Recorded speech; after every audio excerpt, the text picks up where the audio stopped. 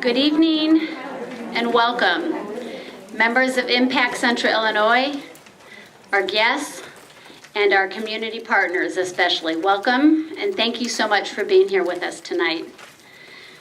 Around here we say two words a lot. We say better together. When we say these words, we're talking about better in regard to our time, our treasure, and our talents. Most often, I gotta do something with this mask. Most often, when we talk about our treasure, we're talking about, sorry. We're really worried about hitting the wrong button on this computer and I just touched something. Anyway, so we think a lot about the dollars that we put together so that we can give away grants and make projects and programs happen in our local non-for-profits that wouldn't happen without us. But we also are very aware that people give in other ways. And so tonight we want to be really intentional about recognizing some members that give above and beyond. And I'm just realizing I left a gift out front, but I'll grab it. But Leslie Van Aken, would you stand up? Yeah. So this So I do have a gift. I apologize, I left it out on the counter. But I otherwise would have Leslie, it's blue. So I just want to tell you a little bit about Leslie. When I sat down to have coffee with Leslie 3 years ago and lay out the plan and kind of our dream of Impact Central Illinois, I have to say that pretty much from day one, she jumped in not only with both feet, but with her arms wide open. Leslie has been our founding events chair, and she has, as Shelley would say, everything Leslie does adds a touch of class. And it's true, her mother would be really proud of her. And she has done, I was thinking today that Leslie has done things from lining up and welcoming and appreciating our guests and our speakers at our events to planning parties in person and parties in a bag. So we just want to say thank you. I will tell you, I should have to back up. 3 years ago when I talked to Leslie, she was not the working owner of a business. And she, in the last few years, has become one of interim health care. And so that consumes a lot of her time. So she has stepped away as our grants chair.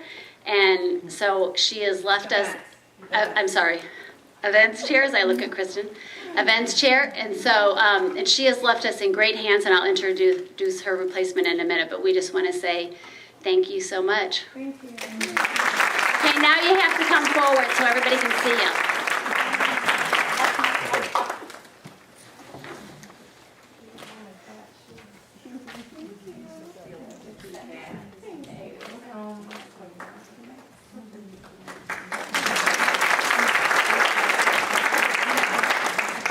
So on that note, I'd also like to introduce to you our current board members. And I'd like to ask them to stand and stay standing. Our events chair, who is a new face and taking the baton that Leslie has passed, is Kathy Williams. So stay standing. Another new face is Vivian Standiford. And Vivian is our finance chair and also another new face. Wendy Ramsey is our treasurer and finance. Amy Stoller is our secretary. Kristen Zika, another new face because she got sick and had to go in the hospital the day of the annual meeting. So I say she's a new face, but she feels already like she's been here for quite a while. She's been a member from the beginning, but she's replacing Erin Selvey as our grants chair, and you'll hear from her again later. And Judy Huff, who is also in grants. She's our community partner, in charge of community partners relationships. And Jada Hare, also in grants. And she's our liaison to the not-for-profits. And Kathy Kwan is our marketing chair. And Shelley Weaver is vice president and membership chair. The reason I asked them to stay standing is, y'all hear about different boards, and it's kind of, sometimes a prestigious thing to say, all this board involvement that you've had. Our board adds a new dimension to the term working board because they have truly given of their time, treasure, and talent to pull this together and make it work. And I have goosebumps. I can't tell you how much effort has gone into this and how much they love you and how much they believe in what we're doing here. So thank you. Now I'm going to turn it over to Shelley.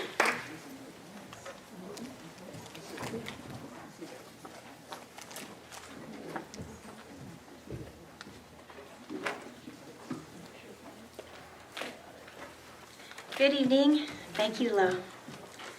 Thanks so much, ladies, for being here tonight and being part of listening to the presenting of our community partners. We're really excited about that. That's the meat of why we're here tonight. And thank you, community partners, for being here, all of you. We're delighted to have you. We thank you for all the work that you do in our community. It's amazing. And bless your hearts for all of it. Thank you, ladies, for your membership. Before we get there, we have to start here because we have a most special announcement. We have exceeded our initial goal of 200 women.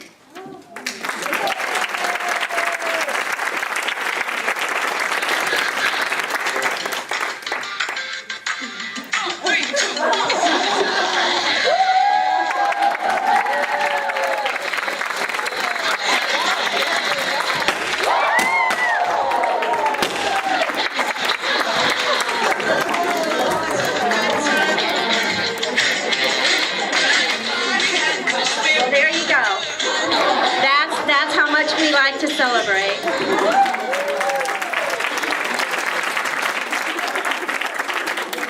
But it's because of you, ladies. It's because of you. And we want to make a little splash. I mean, we do the best we can around here on a dime.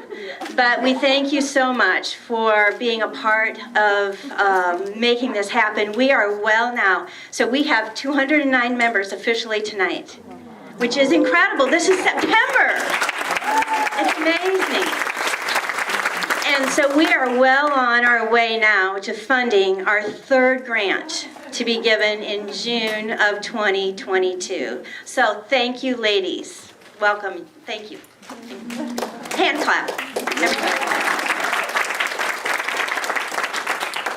I'd like you to know that working towards this end is a group effort, as Lori has mentioned. We have women who've given countless hours in membership. So ladies, this is kind of the only little thanks they get, except when I thank them. If you're part of the membership team in any capacity, would you please stand and let us acknowledge you? Thank you so much for serving. Thank you so much. We have 20 women on our membership team, so that just tells you how deep and wide it goes. I'd also like to say that welcome our guests this evening. I know we have some guests in the audience, and we're thankful that you are here. I hope you received a guest packet when you came. If you have any questions that we can answer for you, please see me or any of our board afterwards. We'd love to talk to you. There is a yellow card inside your packet if it is a desire of your heart to be a part of what we're doing in Central Illinois. If you would fill that out, if you're able to tonight, and sign it and just say, count me in, we would love that. No fees are due until December 31st. And to be a member, the requirements are to be a woman and to give $1,100 each year you commit to being in membership. So we thank you for that. And we look forward to possibly you being a part of us. And thank you so much. I'd like to bring up Carrie, who's just going to give us a short word on something that's upcoming.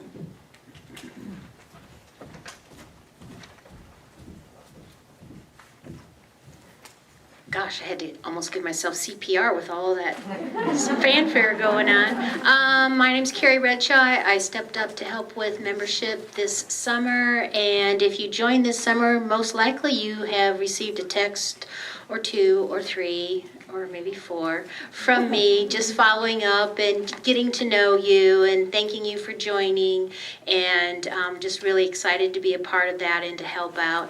And in your packets, if you remember, you got a Bring a Friend flyer, and that's a really fun event, and it's happening November 2nd. All the information is on the back of the flyer, and you will be getting an Evite for that, so look for that in your inbox, and hope to see you there. And Connie Woodcock's here. Connie, where are you?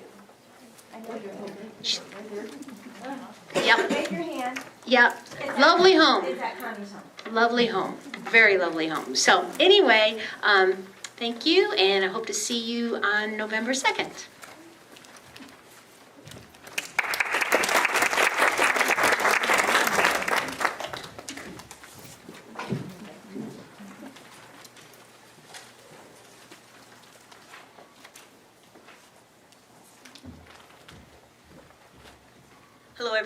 Hello, everybody. I'm Wendy Ramsey, and darn it, Vivian, make a note, do not follow membership with finance. Get it done first. Everybody, in your packet is our letter to the membership, kind of just giving you a brief overview on how our financials are. There's also, because, you know, us finance people like charts and we like Excel spreadsheets, so you've got this in kind of a very high level, kind of recapping, but just to kind of give you the highlights of that. Of course, we raised $205,000, is that working? $205,000, which we were very delighted to share with our community partners, and can't wait to hear about that.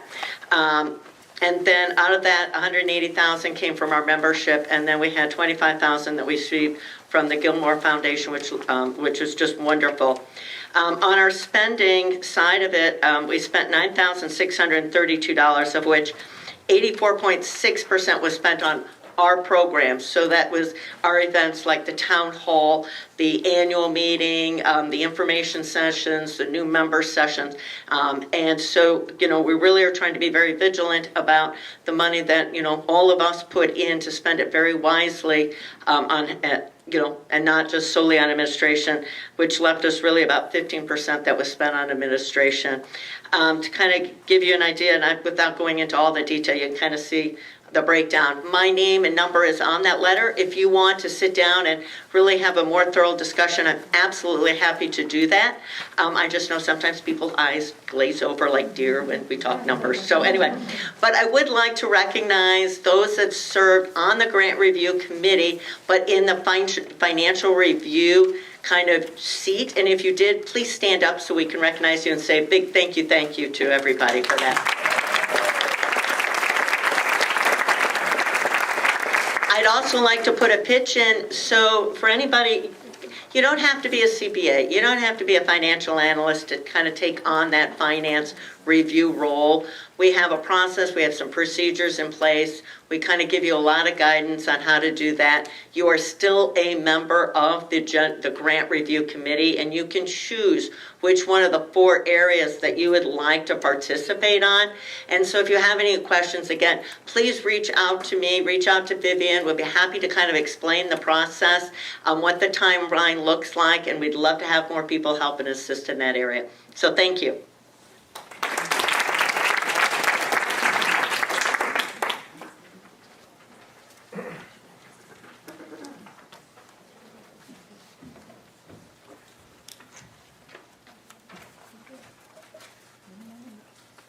Hi, everyone. My name is Kristen Zika, and this past summer I stepped into Aaron Selby's very large, and I speak metaphorically there, but very large shoes to fill as the grants chair. And it has been, and it is an honor to be able to serve you and to serve you alongside honestly, some of the most intelligent, inspiring, and compassionate and committed women that I've ever met. And I mean that honestly. I am going to give you a quick grants update.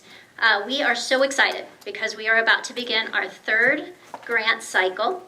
And at this point, I'm joined with 208 other women to be able to transform our community with over $200,000 in grants.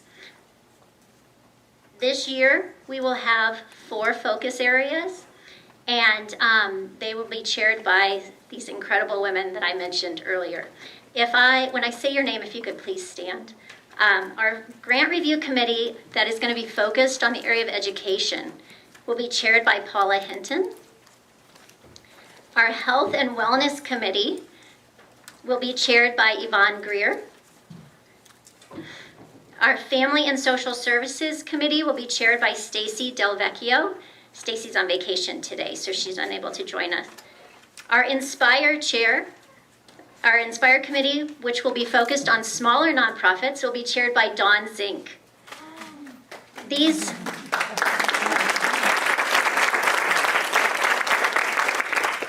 You all, I've had an opportunity to work with them a few times already this fall, and if you are in the remotest way interested in serving on a grant review committee, I can promise you, you will have an incredible time. You will have an educational time.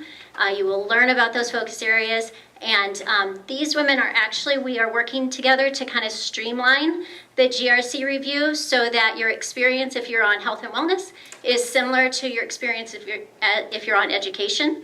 And so we're working together to do that and to prepare for our training session in December. Those dates actually are in your packet. There was a grants update that has a date, a list of dates where those training sessions will happen, December 6th and December 9th. So it is our goal this year to award 2 impact grants in the amount of at least $100,000, as well as 1 grant, which we are titling the Inspire Grant, and that in the amount of $20,000. Organizations with annual gross receipts of greater than $250,000 are going to be eligible to compete in the impact grants, while organizations with those gross receipts less than $250,000, they're eligible to compete for the Inspire Grant. Please note that there still is a requirement that these organizations should have held 501c3 status for at least 3 years. We also have updated a few other guidelines.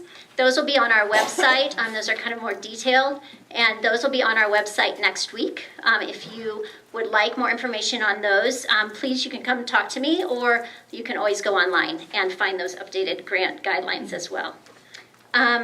Finally, the grants committee did decide to streamline our process, and our Inspire grant will be following the same schedule and the same 5-phase funnel process review as our impact grant.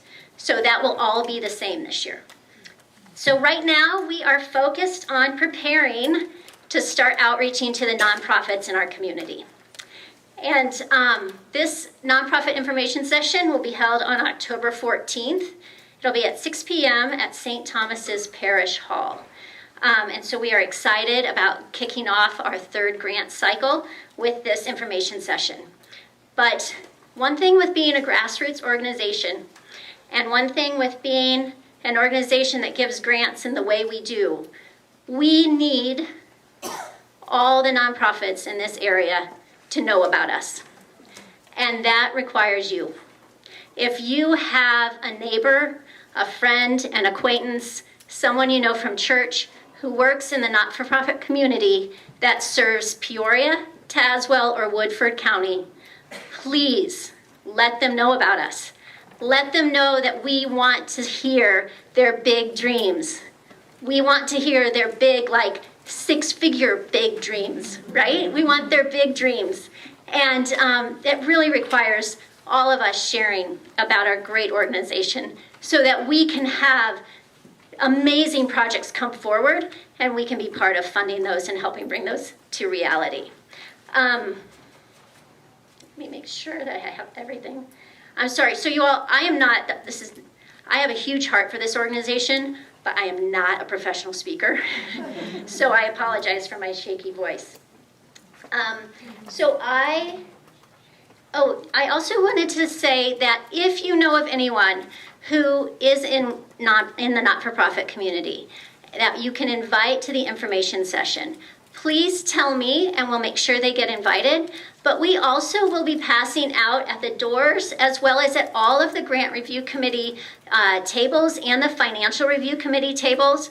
We have little business cards that you can take, which you can actually just use as an invitation. So take a couple of them. It says you are invited to the not-for-profit information session. So take those, and then when you're at your next neighborhood outing and you know somebody who works in the not-for-profit community, you can hand that to them to invite them to our not-for-profit information session in October. So thank you for supporting this great organization. And like I said, I'm really excited about working with some amazing women on the Grant Review Committee this year. And sign up for our committees. I didn't say that, I'm sorry. It is a lot of fun. So with that, I want to introduce Kathy.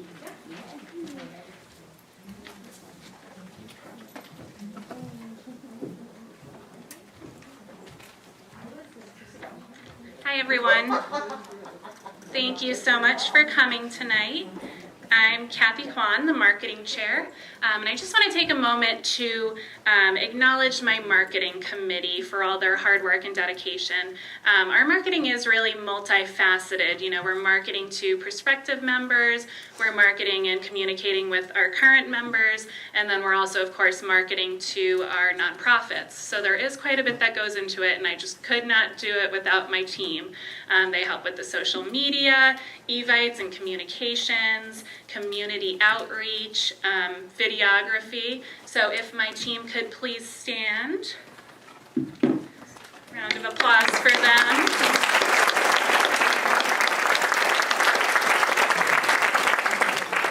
And now if you could turn your attention to the screen, we've put together a year in review video for you of our 2020-2021 membership year. Really pay attention to the end because we have a little surprise reveal for you. It's a new look for Impact, and it really reflects our growth and enthusiasm as an organization. So we're very excited to share it with you.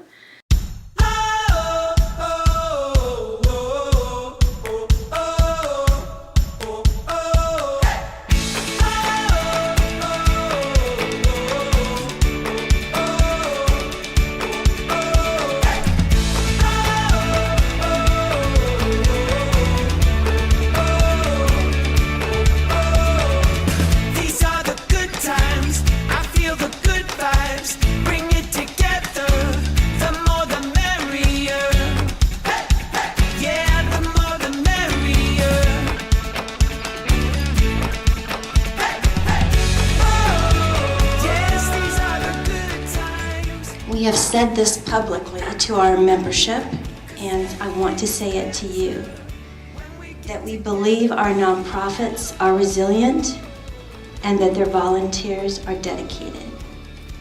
And so it is great, with a great joy, that we are collectively able to touch lives that need it most where we live.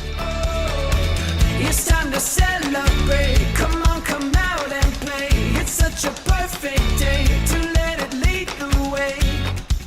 Thank you for being a 2021 member of Impact Central Illinois, and welcome to our second annual Impact and Inspire event. First, I want to say thank you to all of you for partnering with us this year.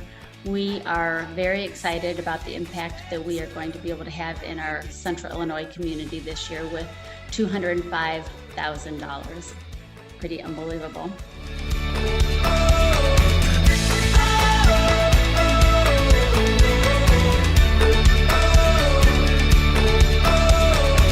It's time to celebrate. Come on, come out and play. It's such a perfect day to let it lead the way. Yeah, our love will lead the way. 1, 2, 3, 4. Oh, yes, these are the good times.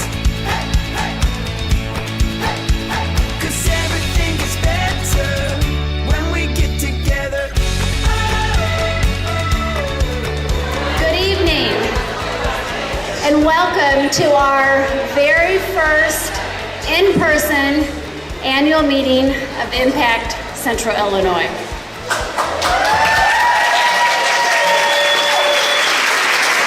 Although we have had fun being with you via Zoom, in a few different ways virtually, we are so happy that we get to be with you face to face. 'Cause everything is better when we get together.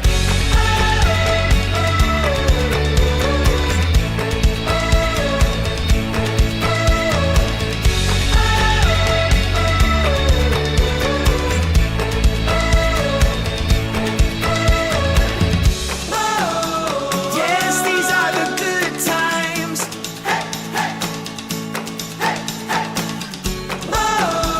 And we're feeling alright.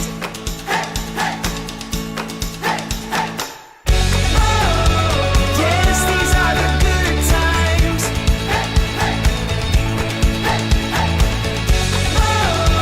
And we're feeling alright.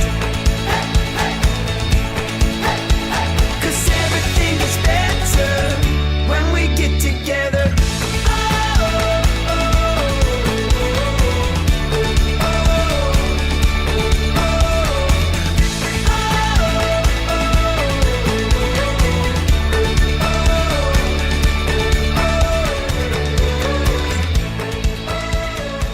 First grant recipient is St. Paul's and Urban Acres.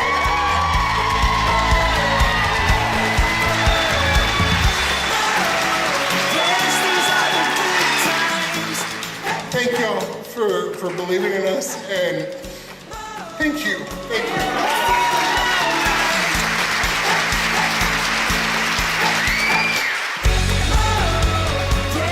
Number 2, the Center for Prevention of Abuse. And we're feeling alright. 'Cause everything is better when we get together.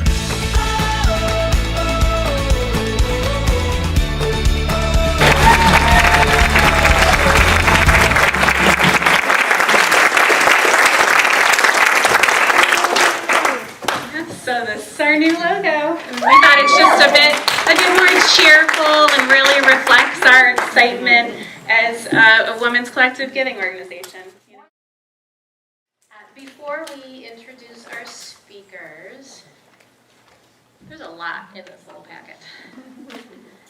If you'll find these yellow and pink little cards, many of you asked what else you could do for the community partners. So we went back to them and asked them to put together a wish list. So all 3 have put together a separate little wish list.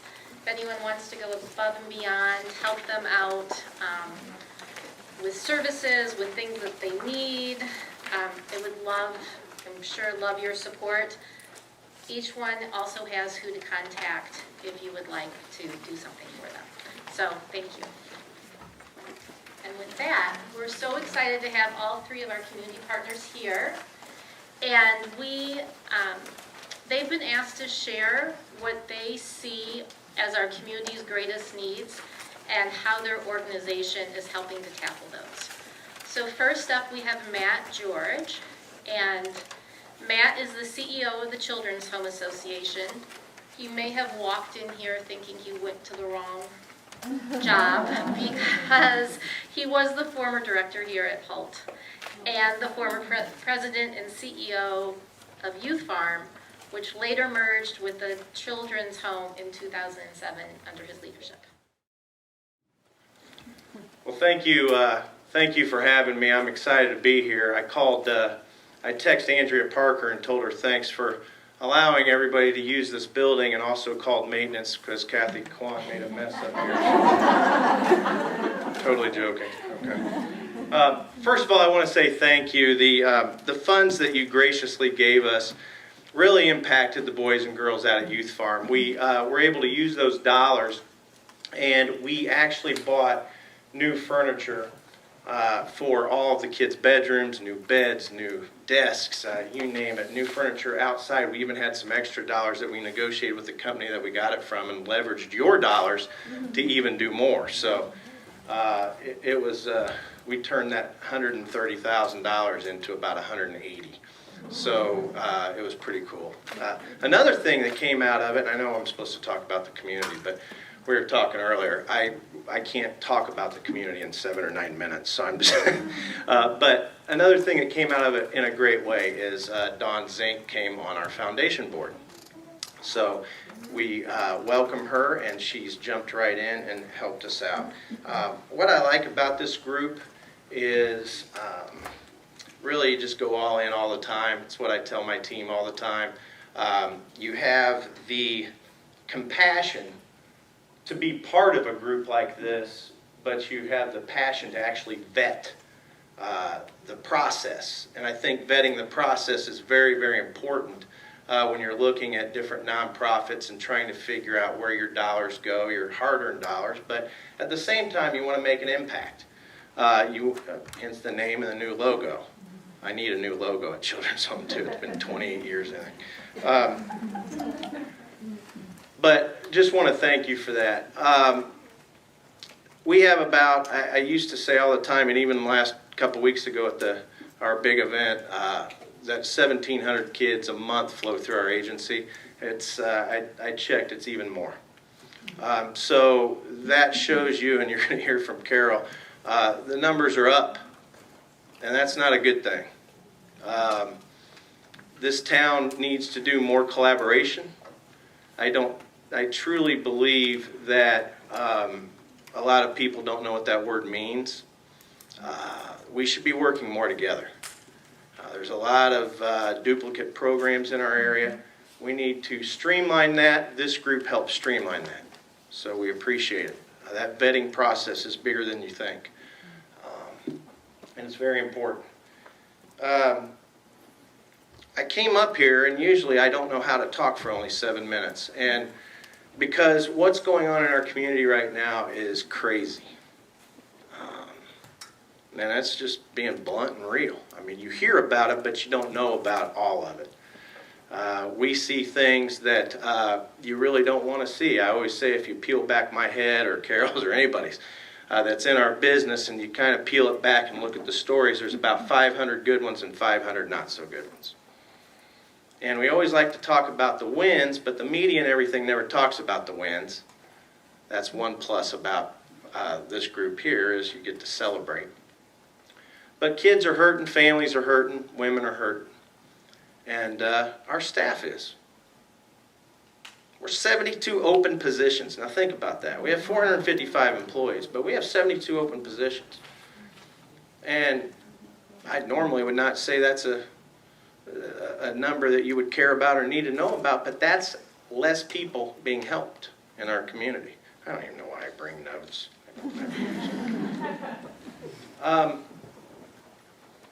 Here at the Holt Center, I'll give you an example of something that's important in this community. Most people don't realize the importance of oral health in our public school systems. They focus on that here. Most of you probably don't know that most of the kids that miss school, and I'm not talking about skipping school or truancy. I'm talking about kids that are sick pre-COVID are because of oral health issues. That makes no sense. In this day and age, that makes 0 sense why that happens. There's 13,000 kids in Peoria Public Schools, and those kids can't go to the dentist? Pitiful. It's pitiful. Kids are couch surfing. If you don't know what that means, they're out and about. They just stay at a house for a week, and then they surf over to the other one. Here's a stat for you. 23,500 kids in the system in the state of Illinois. So we have in residential only 50 kids at Youth Farm. Where's the other 23,500? They're in places like ours, but there's also another stat you don't know. There's 300 kids missing every day. No one knows where they're at. That's pitiful, right? And I've told the DCFS director that. And he might not care what I say, but I'm pretty blunt lately. And the older I get, the more blunt I get. I think Carol can say the same. Because it's our job in this community to fight for these kids and family, and it's all of your jobs to take care of this community, and that's what you're doing. We have 260 foster care kids just at Children's Home. That doesn't include Lutheran, Youth and Family Solutions, I don't even know the other ones, Family Corps. They all have 100, 200. Those kids were lacking dads stepping up to the plate, and parents in general, but dads stepping up to the plate.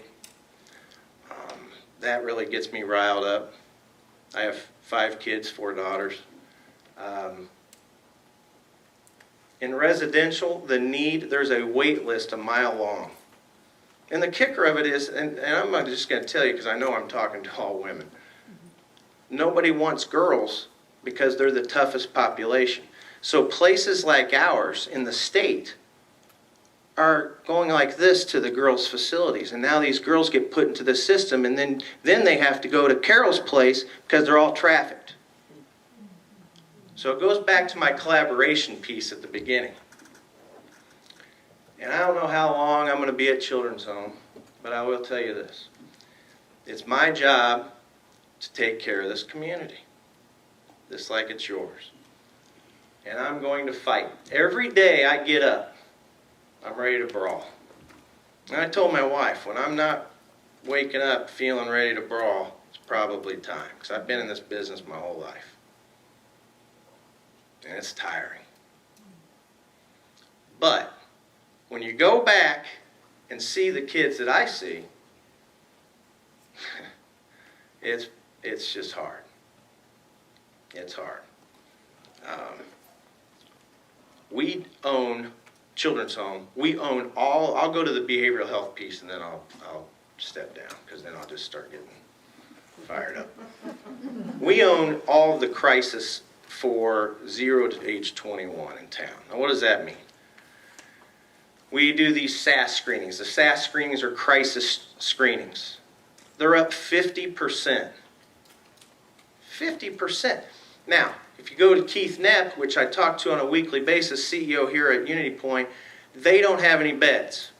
Chicago doesn't have any beds. Nobody has any hospitalization beds for these kids. But the need is 50% more. Someone predicted 20 years ago when Zeller closed that in 20 years it's going to hit the community hard. Well, it hit it. They were right. They had a crystal ball. It hit hard.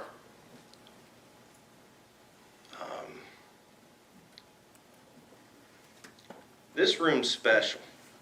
That number is going to hit 500 one of these days. And then you want to see impact. You're already making impact, but when it hits 500, you're going to have impact. Because agencies need it. But I will tell you this, why I said you're vetting it the right way is because, in my opinion, you have to have outcomes, you better show your worth, and you better stand by what you talk about. It's very, very important. And it's my job, Carol's job, others, the church, to take care of the smaller agencies and put them under our wing. But sometimes they don't want that. So if you're on a board and you're wondering why you're struggling, you're down 30% or 40%, or you're not hitting your number on fundraising, they need to be asked a question. The board does and the directors do. And that's, again, why I like this Impact Central Illinois. You vet. It's cool. It's what needs to be done. Let me go to my notes real quick, because there is something that our head of behavioral health wanted to say.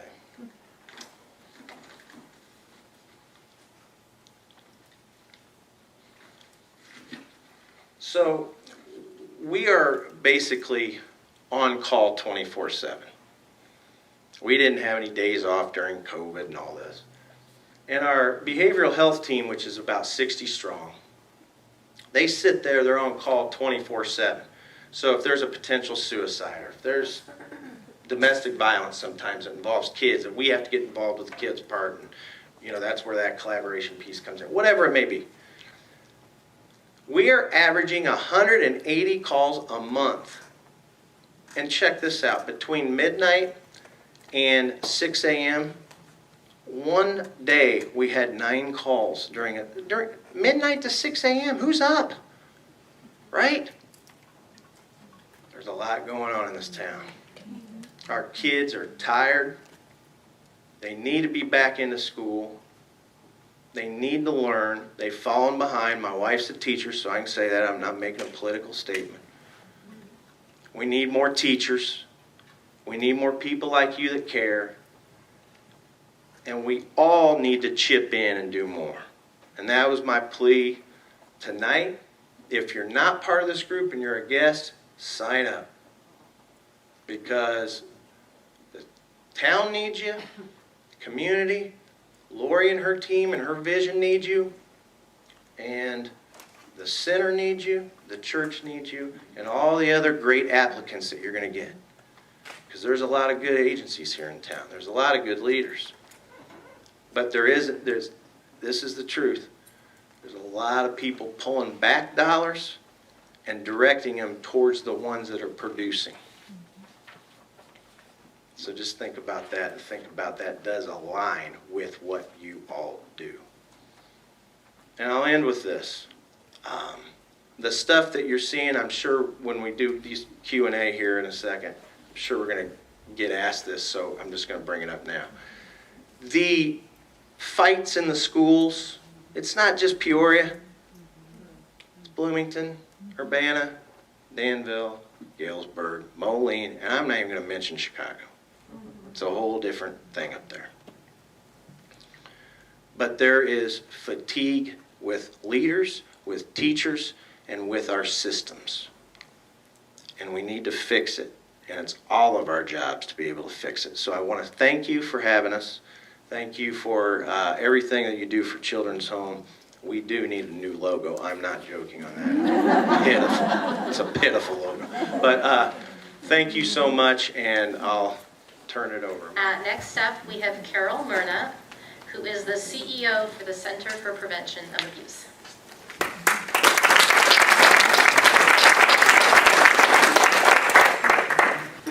Good evening, everybody. Again, my name is Carol Myrna. I'm the CEO of the Center for Prevention of Abuse. It is a delight to be with you. Impact Central Illinois is a purposeful organization, benevolent organization, and we couldn't be more grateful to be partners with you. You're doing good work with the center, and I'm going to fill you in a little bit about that.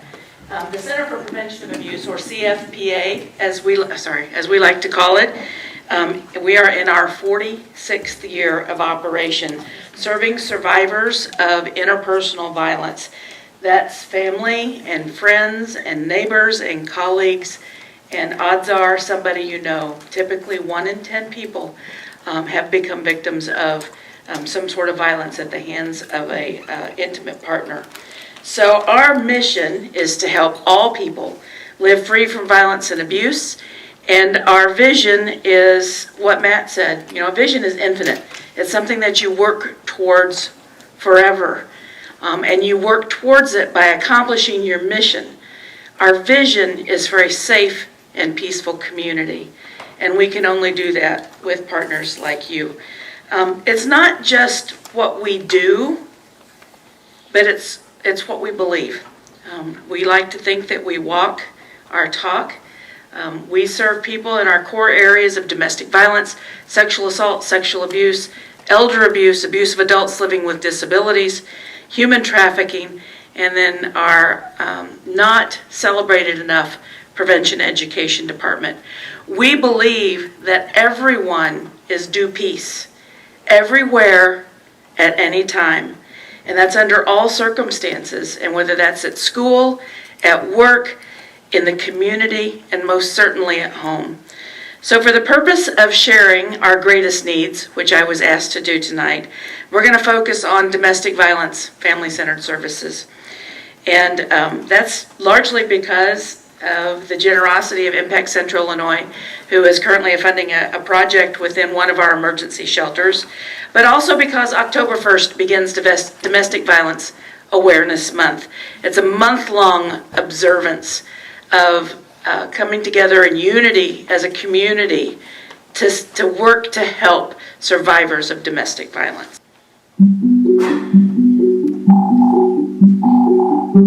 Center for Prevention of Abuse, how may I direct your call?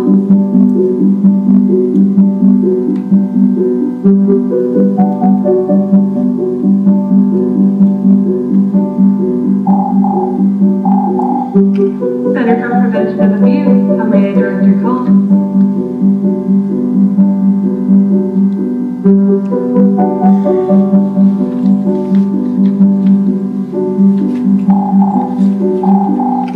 Center for Prevention of Abuse, how may I direct your call?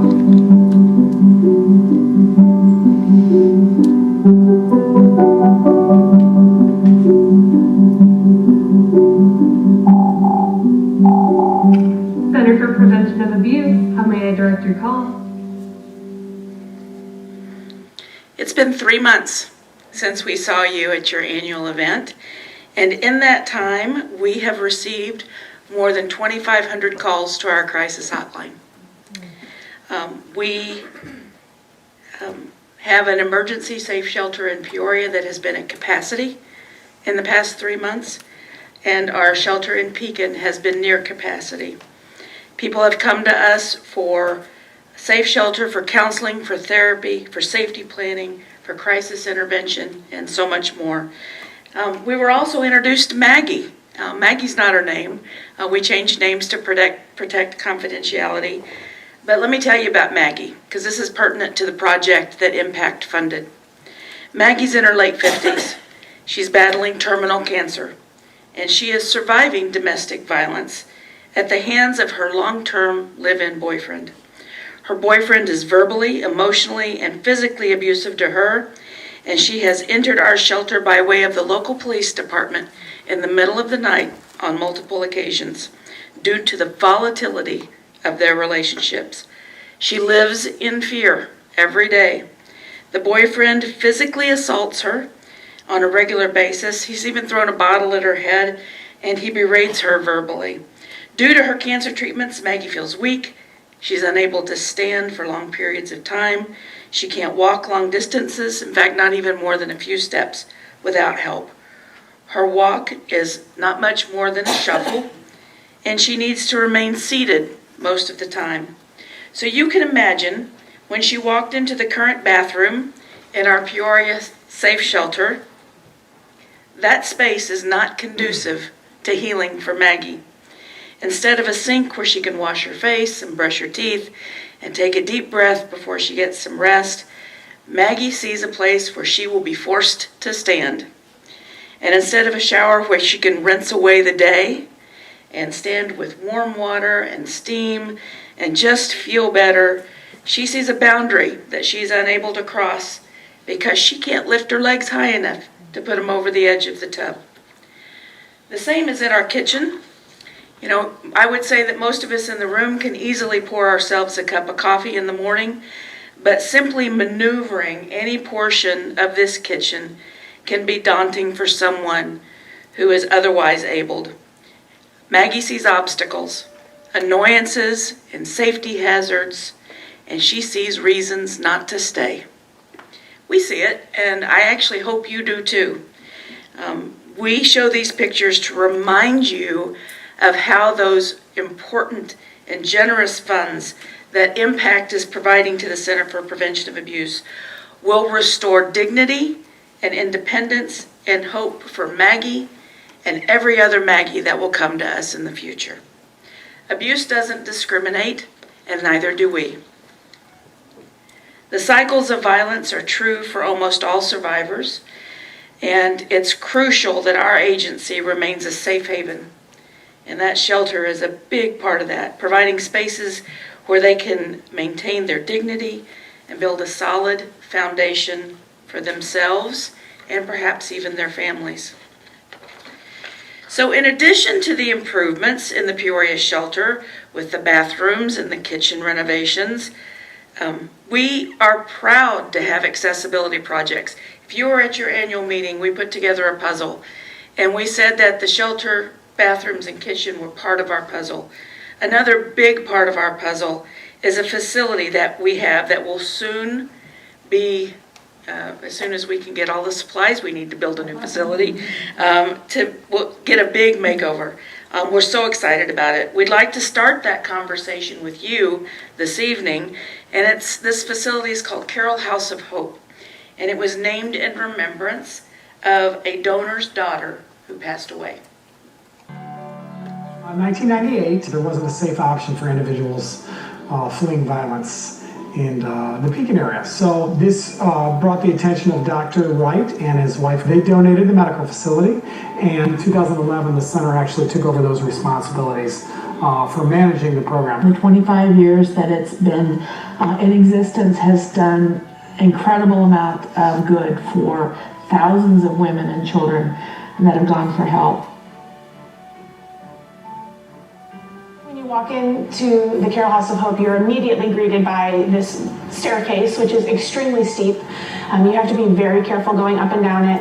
And the layout of the facility is not conducive to a shelter. Here we're all on one level, which is great because our residents, our guests can come out, they can see us, they can come to the main office, whereas there's more of a separation at Carroll House of Hope. You can imagine if we're at full capacity and have 16 individuals, it can be very difficult in a communal setting. It's an old home that became a doctor's office. So when you go into the shelter rooms, those are the former exam rooms. They're small. And when we have a capacity of people at Carroll House of Hope, it gets to be very crowded. It meets its purpose. It provides the shelter. It's a safe place for people to go. It's as secure as it can possibly be. But we would like to have a place that's certainly more comfortable and accommodating to all individuals. Even if someone doesn't have a different ability that makes it difficult for them to walk or anything like that, it's still difficult to go up and down the stairs. It's difficult to maneuver around that facility. It's just so old, and the setup is, it's not user-friendly. And so, yes, it meets the needs, but we could certainly do better. Creating a new shelter, but also making sure we have space to serve as kind of an outreach site for all center services. You know, the home is very old, and so it cannot be maintained forever without some type of major renovation. And so to have the ability to turn that renovation into a campus that can meet not just our emergency shelter needs, but can meet all of our clients' needs would be a blessing to the populations that we serve. We see a future that creates a Carroll House of Hope that's able to provide therapy on site, that's able to do group sessions, that's able to meet the needs of women, men, and children with physical barriers, without physical barriers, truly meeting our mission of helping all people. And we're going to be able to do it in a way that Center for Prevention of Abuse has probably never done it before.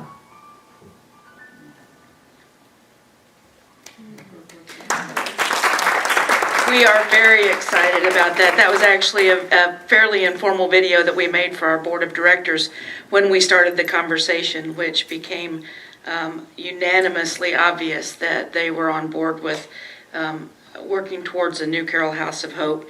That facility represents another opportunity to bring hope and peace and healing to Central Illinois, and we're going to do it no matter what. That new facility will be accessible in many ways, and survivors can come for help and care and assistance and find that pathway to peace. So if you feel moved to continue supporting our accessibility project, we would be honored to have you help us create and build a safe new place for domestic violence survivors in Central Illinois by sponsoring a room, a piece of art, an appliance. All sorts of things are available. We're at the kickoff stages of that. In that video was Kevin Nolan, our Chief Operating Officer, and Fran Reyes, our Director of Domestic Violence Family Centered Services. And I would be remiss if I didn't recognize they're a couple of our superheroes on our director's table, so I'm thankful for them. We also have current needs to support both of our shelters, and they range from food, and we have 3 food pantries and pantry items and cleaning supplies and sheets and other bedding, pillows. We always need pillows.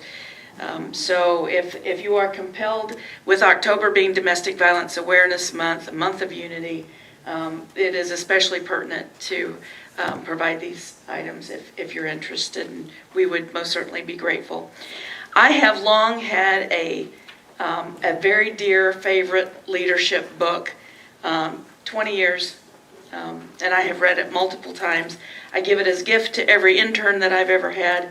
I think I support the authors because it's not a widely known book, but I've had over 600 interns, so that's a lot of books for me to pass on to them.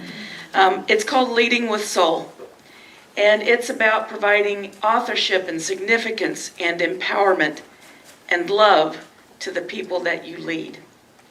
And at the Center for Prevention of Abuse, our team leads with soul by mending souls. We are client-centered. It's all about restoration, revival, deepening self-awareness, and helping to bring peace. So I want to say thank you again. We all did a dance when we got back to work and were able to share with everybody about the award that we received 3 months ago for the accessibility of the bathrooms and the kitchen in our Peoria shelter. It means so much, and I can't say thank you enough, so thank you.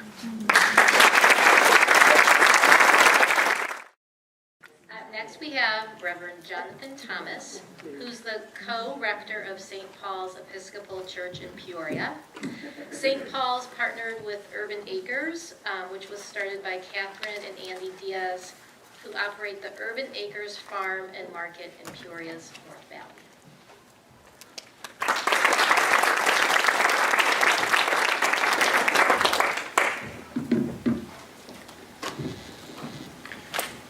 Thank you for having me and for giving me a few moments to talk about the needs that I encounter in Peoria. I won't talk about our project specifically, but I will focus on the areas that it addresses because that's really what I've been immersed in for the last 2 years. So, nutritional security and small food entrepreneurship and what I see in Peoria right now.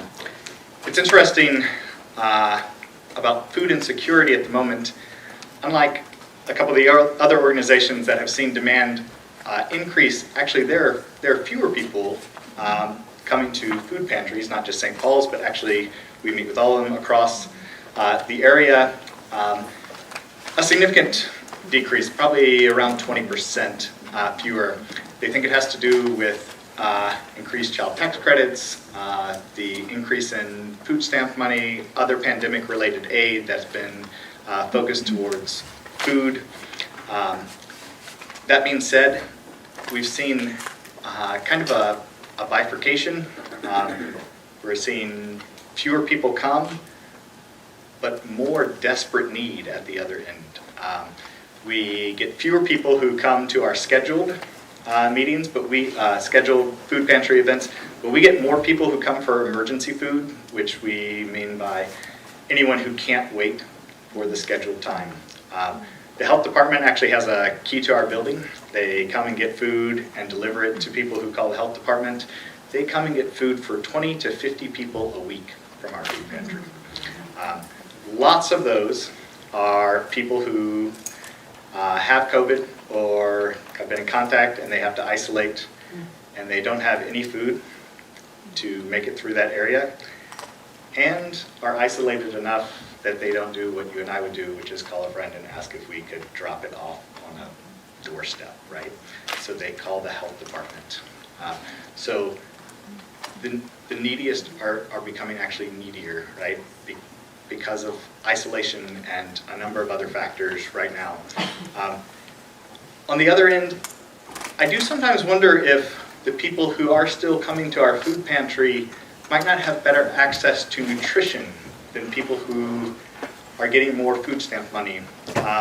Because not only St. Paul's, but across the board in the area from Peoria Food Bank, Midwest Food Bank, on down, there's been an intense focus on providing more nutritional food. There's always fresh produce, there's always whole grains, there's always healthy dairy options. Many of the folks getting their money, getting their groceries from food stamps don't actually have access to a place where they can get all of those things. Lots of our neighborhoods, those items are just not accessible. And so I actually think people may have better nutritional access coming to food banks at the moment. And I worry about that and what to do with that. How do we meet that need in our community? I know there's a new grocery store being planned for the southern part of Western and these sorts of things that are hugely important. But this is a major problem in Peoria.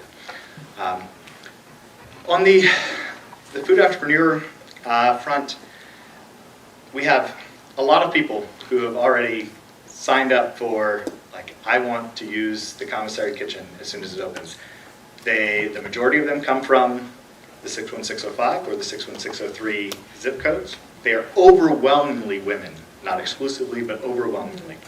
My big concern moving forward is whether they will have access to capital to expand their business, right? Because they don't have equity in the home. They don't have all the things that we would normally require to get a loan, right? There's been really good work done in recent years on microloans in all sorts of developing nations, and I think some of the same things hold true in developing communities and developing neighborhoods, right? The fastest way to bring a family out of poverty is a microloan to a mother entrepreneur, right? Comes as no surprise, I'm guessing, to the people of this room, right?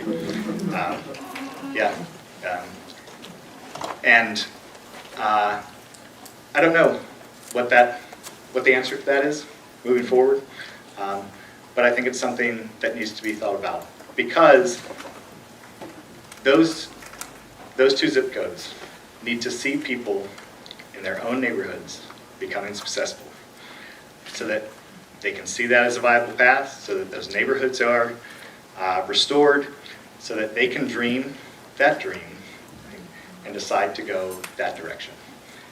So in both areas, what I'm really talking about is an equity problem, right? And it comes to a surprise to no one, right, that Peoria has serious equity issues that we need to talk about, we need to address. Equity as defined as access to resources and power, right? I think coming out of COVID, we have choices to make about what we do next. And do we invest to bring back some neighborhoods, to open gates and create pathways, or not? But I think if we don't do this in the next couple of years, we move back into a cycle where we've solidified this for another decade, another generation. We need to make a serious push for people to have access to take the next step up the rung, right? To begin restoring their own neighborhoods, to take control of their own families' progress. These things, being able to control your employment, being able to control your nutritional health, right, are phenomenally important. They play into educational performance, they play into long-term health. So this is the time when we have to make a push, whether it's with advocating how we use public money we've gotten in the city, or where we make a push in our own organizations about where we're going to put our effort in the next couple of years to really change Peoria and its progress moving forward. All of the above, I think, is the answer.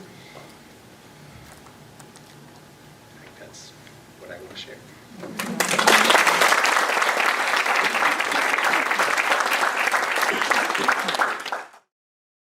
Either a general question or a specific question for any of our community partners.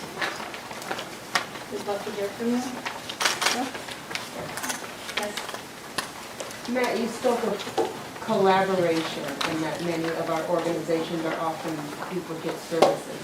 We ran into that quite a bit in our analysis of the grant applicants last year. How do we begin the conversations, or are they already underway, to create those collaborations? Because I would imagine everyone that's created an organization thinks they're filling whatever need exists that they can see in the realm around them. And it just replicated itself. Yeah. The problem that, and this is just my opinion, the problem is we just have too many 501c3s, number one. Number two, sometimes nonprofits, for the sake of survival, expand and don't have the knowledge or wherewithal to be able to expand the right way. That's another thing. Third thing is legacy, which you're referring to, and we've been here 60 years or 70 years, and we've, so that entitlement piece, I'm being very blunt. And then the fourth one is ego. The boards have an obligation to do what's best for the mission and the community. They don't have an obligation to necessarily stay in business or own a piece of a business when somebody down the street could be doing it better. Or you could be doing it together. Because, see, a lot of times it's money in, money out. A grant's money in, money out, right? It's supposed to help. So what are you doing? Stockpiling a grant dollar? You can't, really. Now, you could fundraise. That's a whole different thing. But if a lot of these programs, especially state-funded programs, they're directed, and they try to do a good job, but there's so many different state entities that have different rules and so on, and everything's just expanded. I think boards need to step up and take more ownership in the agencies. And it's hard because everybody wants new board members. And there's two things boards don't want to be part of. They want to be part of a merger and acquisition, and they don't want to be part of getting rid of the CEO. Everything else is fun. So that's my answer. Carol may have a different answer, but I think that there are lots of ways to collaborate. We can collaborate on dinner at my house. People come together and each one takes a different dish. We collaborated when we took ownership of Carroll House of Hope 11 years ago, because that board was no longer able to provide the type of care and the quality care that they wanted. We have 140-ish MOUs with other agencies across the country. Our service area for human trafficking is 46 counties. It's the central district of the U.S. Attorney. We're the only providers. So we have to partner with other service agencies who may not have a specialty in human trafficking. We're going to provide the case management, but they're going to provide the place. So, collaborating with someone does not necessarily always mean a merger. Right. It can. Matt's been involved in a couple of them. And there's great worth in that in many instances. It was great worth with us bringing Carroll House of Hope on. But I think that collaboration and cooperation and opening our doors to folks that are interested in learning. When we were looking at our Human Trafficking Services Department, it was my mission. I was charged with, do we want to be the leader, the top of the pyramid, or do we want to create an army of agencies to take this on? And the answer is yes, to both of those things. So you can have ownership and you can, ego is not always a bad thing. You got to own what you do to make sure that it's done well. But we can't do anything without other people. When geese fly in a V formation, they do that with purpose. They get where they're going 40% faster by flying in a V formation. And when they fly alone, it's slow, it's unwieldy, they don't have the same sense of direction. So there is, there's a lot of greatness in joining hands. And we, to piggyback, we actually ride the coattails of Center because that trafficking piece, they're the experts in it. We don't need to be the experts in it when someone's already better at it. So I think that's what Carol's saying. The other thing, just to piggyback, I didn't answer the one part.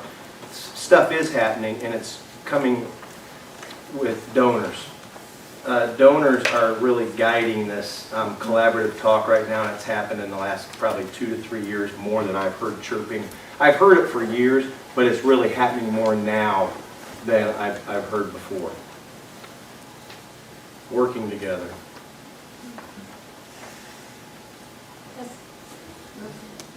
I don't know if you answered this or not. I was out there coughing. Are you just going to redo the Carroll House, or are you adding on to it, or what is your plan for that? It is a brand new facility. A brand new Is what's being facility. planned. In the same location? In about 5 blocks away.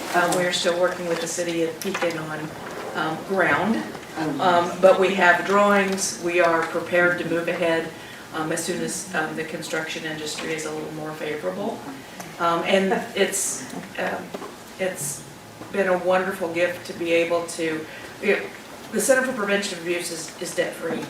And we don't take on debt on purpose. So we saved enough money to get to the point where we could build the building, and knowing that we would be able to solicit partnerships to be able to, what do they call it? Fixtures, furniture, and something. So that all costs, so that's what we're seeking partnerships on. But we looked at for 2 years the possibility of building on to the existing footprint, but it would be far more expensive than building a new building. Then are you selling that? Are you selling it, or what are you doing? It was in the negotiation with the city of Pekin to let them have it. I don't think that they want it, was what that's going to end up. So it is steps away from their library if they ever wanted additional parking. It's 2 doors down from Everett Dirkson's childhood home, if they ever choose to redo that someday as a historic place. So it has worth. I don't really want to sell it to somebody that's not going to put it to good use. So building a new building won't be contingent upon having that sold. Thank you for asking. I have a question for Jonathan. So you were talking about things we need to do to go forward in terms of supporting especially women entrepreneurs.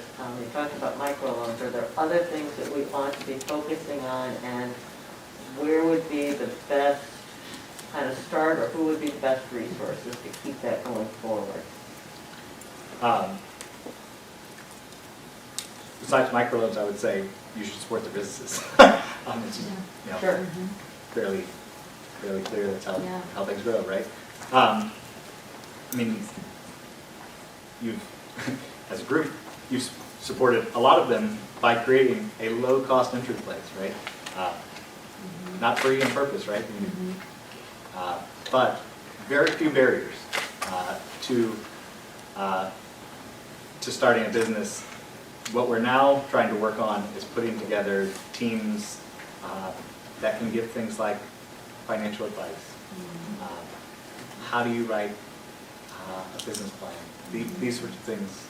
So that's an area that these women are going to need, all, but by and large, right? A lot of people are going to need help.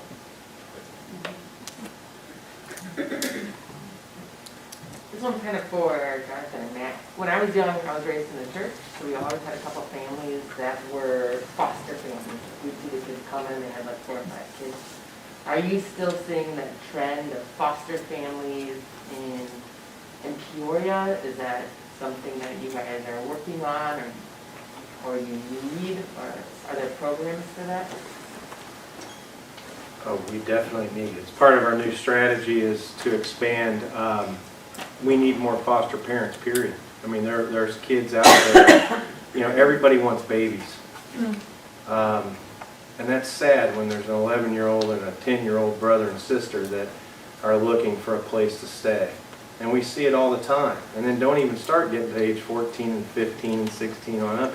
And we need loving people. We need to work with the churches. There's a good example of, we do work with some churches, and we do have groups that have, there have been foster parents that have come out of those churches, even in emergency situations too. So, but it is such a need that it's in our proposed to our board next 3 to 5 year plan to how do we expand the footprint of foster care. That's probably one of 2 areas our agency really needs to focus on, and the state is focusing on foster care more than ever because there is such an influx of kids that are just wandering, stuck, lost. Yeah. We are seeing more people, and actually since the pandemic started, I've heard a lot more conversations about people. Maybe they have thought about it as a couple for a while, but really saying, like, I hear the need is great. We have good friends over at Imago Day Church. They actually run some support for foster parents. They once a month they have a night, has childcare and everything, so that parents can be together, can talk, can get some education. And so there are programs, and there's definitely a need. And I see people starting to step up. On that same note, why you mentioned that girls were harder or less desirable. Why? In a residential setting, typically, boys, if they fight or have an issue, it usually is quick. And then they'll just move on. We have situations in the girls' cottage where it festers for 2-3 weeks. And then there's a division, and it's 5 versus 5 or 6 versus whatever. And there's girl things too. You know, if females run, you're worried about coming back and potentially being pregnant, and that brings a whole different subset of issues. There's just a lot of issues. Boys are problems. But if you think about it, people will say all the time, like with residential and so on, you know, these kids a lot of times just need a hug. I mean, these kids have not been loved, they've been kicked to the street, and then if you put 50 of my kids, if I had 50 kids and put them on one campus, they'd be brawling too. And so it's not that they're bad kids, they're kids that have been put in tough situations that actually need love. And girls are hard. We took in 2 foster kids this past year, and I don't know if this is a possibility, but it was the 15 hours a week of meetings and appointments, and that was really hard on my family. And if you could solve that, I would take into a foster kid. Yeah. No, we can talk offline because it is very frustrating. It is. There's a lot of good people that want to help. And even our staff, like we have to go through different trainings like our staff does, and that's understandable, but there's 4 and 6 week waiting periods. So if we hired somebody, they can't really go front line and take a case for 2 months. That doesn't even make sense. And somebody that's actually been in social service work for 10, 15 years, there's systematic issues that are. I mean, if you're working with the state, that might be one area that I do believe other people would take kids in, but it really is hard on a family. I agree. I appreciate you saying that. Actually, it's a barrier. It's a barrier.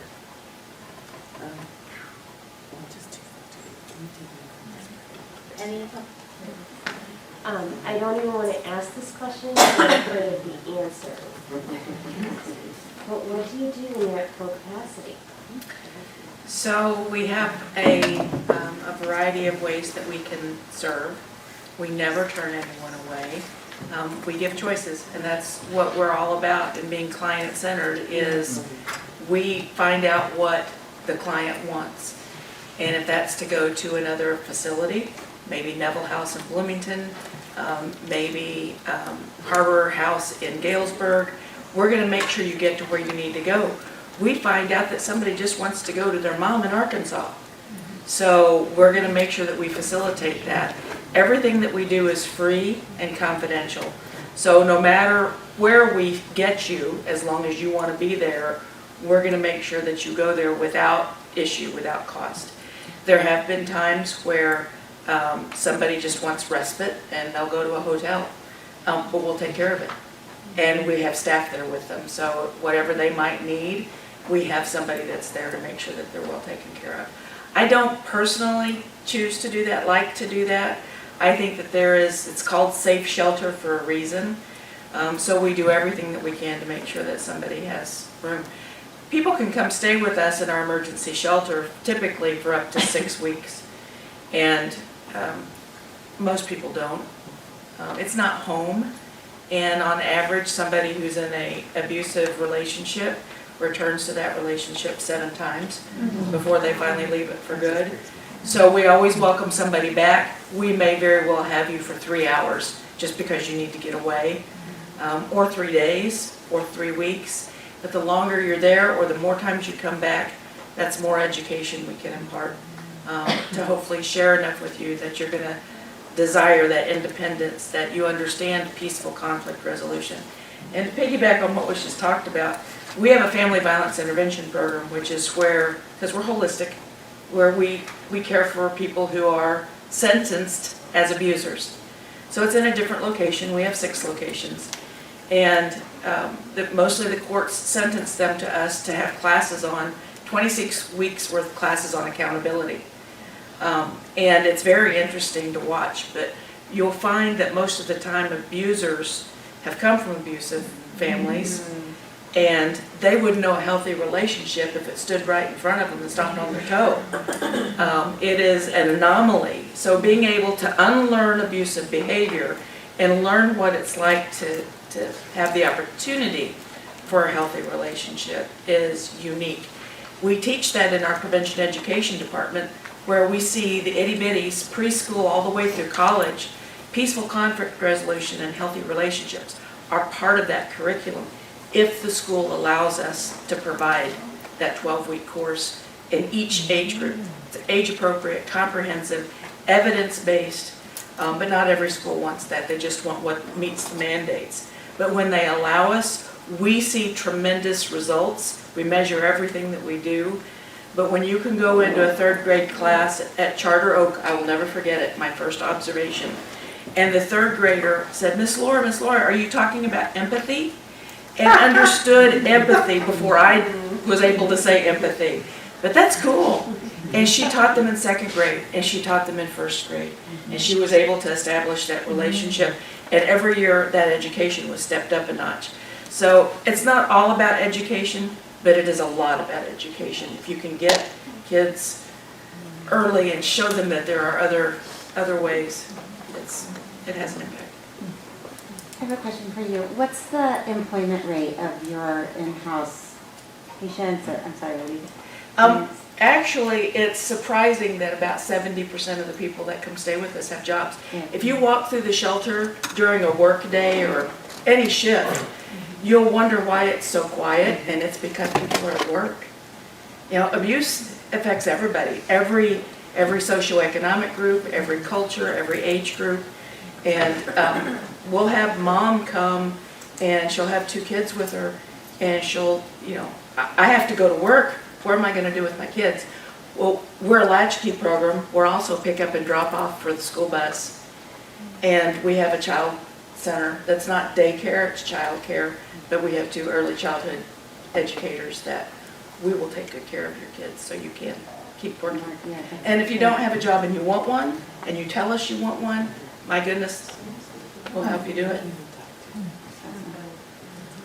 That's usually in partnership with another agency. Carol, I was going to ask you, do you have staffing issues currently, or are you guys doing all right? We do. I was, when Greater Peoria Economic Development and the Chambers did the hiring thing on September 1st, I did that news conference because we're essential workers, like Children's Home. We serve 6,000 people a year, not counting our prevention education department. So we can't do without. And I think at last count, it's nothing compared. We have 125 positions in 6 locations, and I probably have 7 jobs available right now, from leadership to part-time.